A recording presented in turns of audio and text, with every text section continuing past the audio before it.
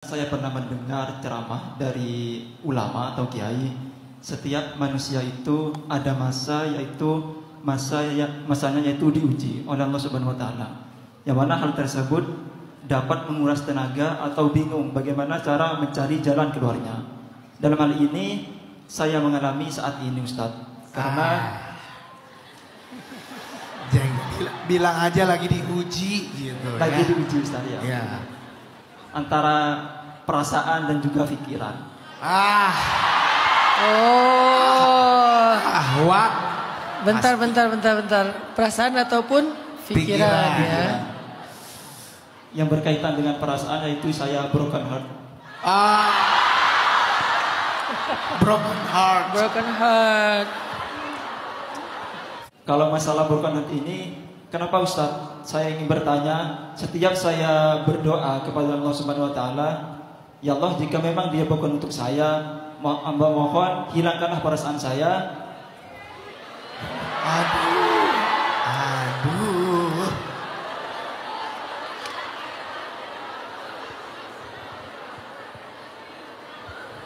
Hilangkanlah perasaan saya. Seakan-akan saya tidak pernah mengenal Dia, Ustaz. Akan tetapi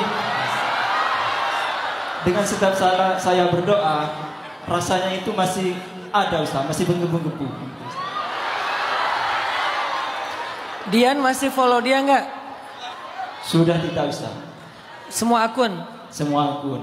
Ada berapa akun? Di semua akun nggak follow lagi ya? Sudah tidak ada, Ustaz. Nomornya masih ada? Berarti update dong status WA-nya ya? Sudah dihapus, Ustaz. Nomornya udah dihapus. Sudah dihapus, ya. Orangnya tinggal di sebelah rumah? Tetangga? Enggak ya? Agak jauhan. Agak jauh. Beda kecamatan, Ustaz. Oh. Kalau lagi ke minimarket suka lewat nggak di situ? Enggak. Maaf ya Dian sambil bercanda. Lanjut Dian. Pertanyaannya buat Ustadz. Pertanyaannya saya, Ustadz, bagaimana bagaimana cara move on yang terbaik menurut syariat Islam? Syariat Islam. Move on versi syariat ya. Ya emang ada sih ya.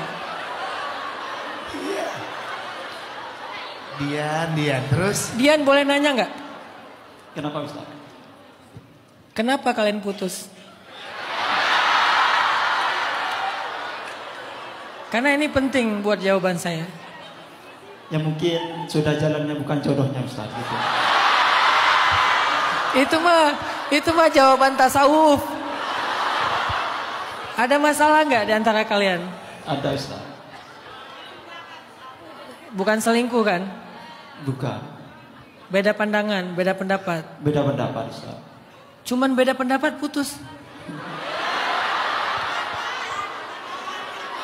Ya? Beda pendapatan. Bukan. Pendapat. Jangan ditambahin imbuhan. Dian diputusin atau mutusin? Diputusin.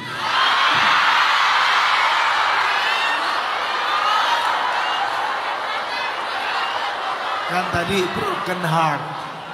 Oh iya, makanya broken heart. Karena ada juga mutusin tapi broken heart. Dian masih pengen balik? Sudah tidak mau, Ustaz. Karena marah ya. Karena saya pernah mendengar salah satu kalimat, jika memang disatukan itu baik, jika tidak berarti ada yang lebih baik, Ustaz. Oh.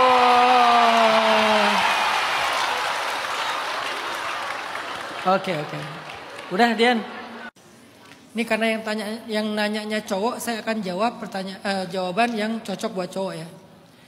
Salah satu cara memperjuangkan cinta itu Dian, fokuslah dengan karir. Kalau bagi cowok, salah satu cara memperjuangkan cinta, fokuslah dengan karir.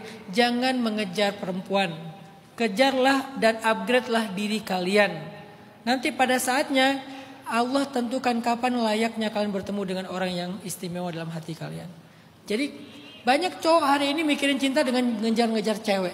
Dia lupa mengupgrade dirinya, lupa mempersiapkan karirnya.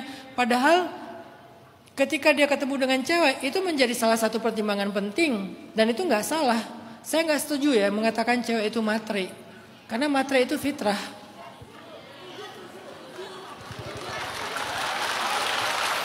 Cewek matre itu fitrah bagi saya. Kenapa fitrah? Memang cewek itu dinafkahi kan, tidak menafkahi kan. Idealnya cewek itu kan, aku mah kalau bisa dinafkahi, dinafkahi. Apa itu independent woman ya? Kalau bisa dinafkahi, mending dinafkahi. Aku capek. Jadi fitrahnya perempuan itu dinafkahin. Kalau dia mau bekerja, sifatnya itu lebih ke ihsan ataupun sunnah, bukan sesuatu yang wajib. Saya mengambil pendapat ulama tidak melarang perempuan untuk bekerja atau keluar rumah atau berkarir atau aktif di luar rumah.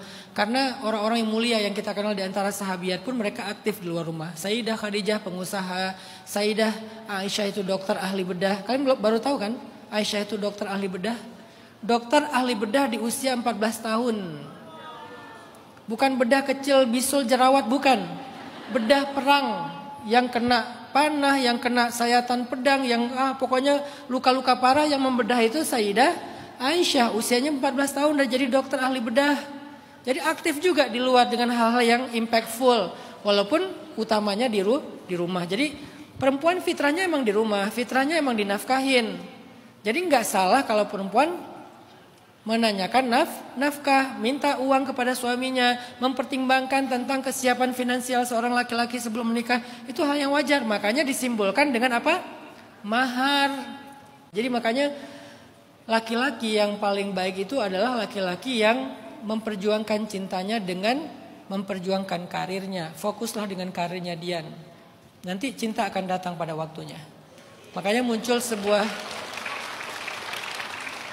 sebuah peribahasa, walaupun kalian boleh setuju boleh enggak ya, tapi ini peribahasa Cina ya. Tapi udah diterjemahin, kalau bahasa Cina saya nggak ngerti. Peribahasa Cina yang udah diterjemahin, janganlah kamu mengejar kuda-kuda yang cantik, tapi tanamlah rumput. Sehingga ketika rumput itu sudah tinggi, kuda-kuda itu akan berdatangan.